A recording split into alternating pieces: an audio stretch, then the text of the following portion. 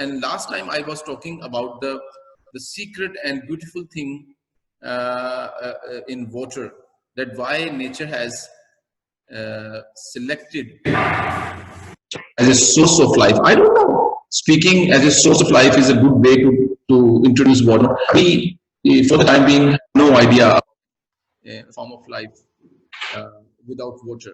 So it's like 70% of all versions of life, they are associated with water. Water required for everything. Actually, water defines the nature of life as well. If you have lots of water, that means it's an aquatic life, like oceans, streams, rivers. If you don't have, if you have a reasonably high level of water, like in tropical rainforest, you have a different type of life over there. If you don't have enough water, you will have like deserts. They are different based on the availability of water. The next thing we should study, that is about the is part of the necessities of life, the air. Air is another fundamental stuff which we need to execute the beautiful balance between the chemical reactions which we call as life. Air chemically is a mixture. It's a mixture of large number of different types of gases. We know some of them. One is like carbon dioxide gas. We know about the oxygen. We know about the nitrogen maybe. And there is a very tiny fraction of gases which are called as noble gases. They also exist in the air. The three gases which I just mentioned, oxygen, and then the carbon dioxide gas and nitrogen, these are the main players which are participating in the cycle of life. We all know that the plants, they are able to absorb carbon dioxide gas from the leaves, and after that they use that carbon dioxide gas from the air. They absorb water from the surface, they absorb water from the soil. They put these two things together with the help of the sunlight in a specialized chamber. They execute one of the most complicated reactions on the planet Earth, and that is called as photosynthesis. It's called as photosynthesis, creation of food, creation of energy molecule with the help of sunlight. I can tell you this is one of the most efficient and special reaction on the planet. If we able to do that reaction, if we know the secret, we are trying to replicate this reaction, but if we know the secret behind this reaction, we will going to be rich, I must say. We don't need energy anymore. We don't need, we will not depend on any external source of energy after that, other than the sun, because we can convert the sunlight into energy. Did you remember the very famous movie, क्या नाम था उसका? क्या नाम था उसका? मुझे याद करने दो, जिसमें क्रिश होता है. कोई मिल गया, उसमें एक एलियन आता है ना, धूप. That alien is able to convert the sunlight into energy. उसको खाने की जरूरत नहीं है, plants को खाने की जरूरत नहीं है. The alien looks like alien, the plant does not look like alien to us. The plants are doing the same things. They are using the sunlight and then putting carbon dioxide gas and water together in a specialized chamber, execute one of the most brilliant and efficient chemical reaction to produce food and oxygen. The food is utilized by the plant and the oxygen is expelled through their pores into the air. And then that oxygen is utilized by all the organism. When I said all the organism, that includes plants as well, animals and plants as well. That oxygen later on will be used in the process which we call as respiration. It's somehow a reverse process than photosynthesis. In the respiration, the oxygen is used to burn down the food, like glucose is a source of food in the animals. The glucose is burned down in a very controlled way, not burning in the way we used to see the fire in the stove. It's not like that.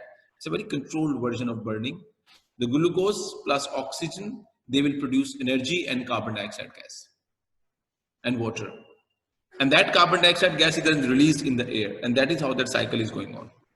The third gas which I have mentioned, that was like, the third gas, that was Nitrogen, it's like 71% of the composition of air. Large amount of nitrogen is out there. The nitrogen is part of the life cycle because there are many bacteria out there. I wish you remember that important information. There are many bacteria out there and certain other microorganisms which are capable of absorbing the nitrogen present in the air, which are able to absorb the nitrogen in the air. They use that nitrogen in the air and convert them into nitrates and nitrites. This process is called as nitrogen fixation. And nitrogen fixation is the way that nitrogen present in the air become part of the life. It become part of the living system. It entered into bacteria and micro, and from here it enters into plant, and then to in animals. And your nitrogen is the most like nitrogen is part of the amino acid. Amino acid is a component which is responsible for the creation of proteins, and proteins are executing all the functions of life. So life is about uh, uh, very complicated functions, and those complicated functions are executed by proteins. And the chemical constituent, one of the chemical constituent of protein is nitrogen. So that is how the air nitrogen is. You can ask me, sir, वापस कैसे जाती है? Once it become part of the humans and plants, once when they will be dead, then they're dead because of natural and unnatural reasons. There exist certain bacteria and microorganisms which decompose the bodies of the dead animals and plants. They are called as decomposers. And those decomposers convert the complicated molecules present in our body into simpler ones. They put the things back into the system, and that's very important and interesting.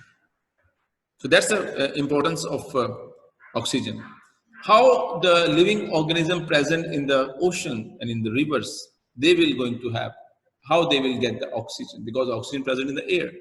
The air is slightly soluble in water. So air can dissolve itself into water, and the organism present in water, they can get the oxygen dissolved in the water. So that is why they have a different respiratory organ than us. Because we can separate the oxygen, we can get the oxygen from the air. We use lungs. The fish and the other aquatic animals, they are not capable of directly absorbing the oxygen present in the air. They contains gills. Gills are different than lungs because gills are designed to separate and filter the oxygen from water. And that is how they're able to breathe beneath the surface of the water. And the aquatic animals who do not have the gills, they will be dependent, they will not be able to get the oxygen from the water. They will be dependent on the air, oxygen in the air. So they will have to come to the surface after every now and then in order to breathe, like whales, dolphins. They need to come on the surface always in order to breathe, to get the oxygen from the air, okay? So another thing which is not directly a necessity of life, but it's very important, and that's the habitat. Habitat is a way of things which are required for the normal existence of any organism. Some animals require a large space, some on the other hand, they don't require that much amount of space. Some needs a lot of water, some don't need enough water, some need mountains, some need a high temperature for their existence, some need low temperature for their existence. The things which are required for the normal upbringing of any organism, that is called as a habitat. A Siberian tiger is not supposed to live in Lahore or in the plainer areas, because their bodies are designed to exist or to combat the very low temperatures. So if you transfer those Siberian tigers into Lahore or somewhere here, you need to create that or mimic that temperature or environment for them. It's not possible for them to live normally here. So they're different. So that's another thing. And the next thing is required is the food. We know that thing a lot. Food. We all eat. Plants can prepare their own food. We cannot prepare our own food. We are dependent for our food on other organisms. Either we are like taking oxygen, taking food from the animals, or we are taking food from the plants. Either we are using animals as if as our food, or we are using other plants as a food. We cannot create our own foods. The organisms which cannot create their own food, they are called as heterotrophic organisms. They are called as heterotrophic organisms. The organisms which cannot prepare their own food. On the other hand, the organisms which can create their own food, like plants, they are called as autotrophic. They are called as autotrophic organisms which can create their own food. They are also called as producers. The one which can produce their own food, they are also called as producers because they are producing the food for not only for themselves, but also for the other organisms.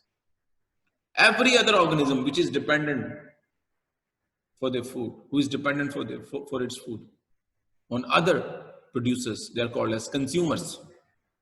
Humans, animals, every animal is a consumer. And then the last type of organisms, they're called as decomposers.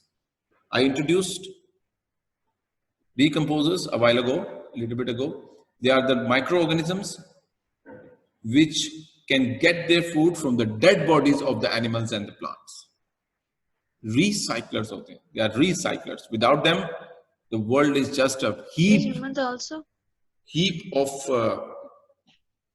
dead materials of living of plants and animals. G. Somebody wants to talk, please. So humans also, like decomposers get their Humans are food from. consumers. We Yeah, cannot. they're consumers, but like Yes. decomposers can get their food from humans, Yes. like Yes. Yes. animals and humans too, right? Yes. Dead Decomposers animals. will be getting their food from all living or from the dead bodies of all living organisms.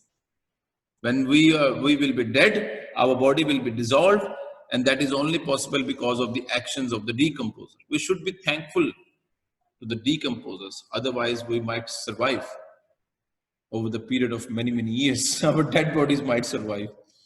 Mummification में यही करते हैं. They try to use things which do not allow the decomposers to exist near the body of the temperature. इसलिए उसकी body survive करती है. अगर आपने वो वाली आपने सुना होगा the dead bodies which we are using and which are used in the medical colleges for the experimentation, for the understanding of different nerves and muscles and structure, which they are using for anatomy studies. Munna bhai mein bhi thi na? Those dead bodies are preserved and kept away from the decomposers by putting a lot of formalin inside their body. Formalin is a chemical which does not allow any living activity to be executed at that place. तो उसकी body में कोई living activity नहीं हो सकती. No bacteria can survive in that body. That's why no decomposer is able to survive inside the body, dead body at that. So वो survive करती है काफी अर्से तक. The food.